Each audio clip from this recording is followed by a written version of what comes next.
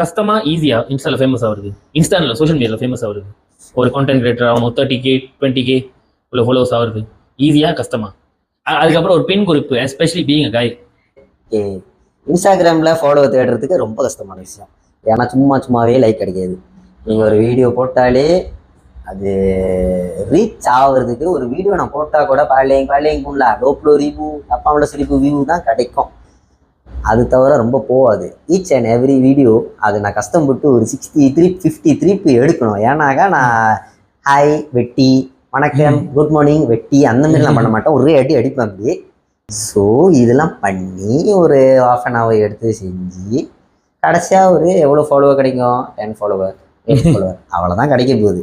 So அந்த வந்த வேகத்தில் இன்றைக்கி அடித்தோம் நாளைக்கு பில்லை பற்றுறோம் அந்த மாதிரிலாம் கதை இல்லை. அது டைம் எடுக்கும், ரொம்ப டைம் எடுக்கும். அன்லெஸ் இந்த புத்தாரி புலாட் ஏதோ சம்மந்தம் இல்லாமல், அதாவது எப்படின்னாக்கா இந்த ரீல்ஸு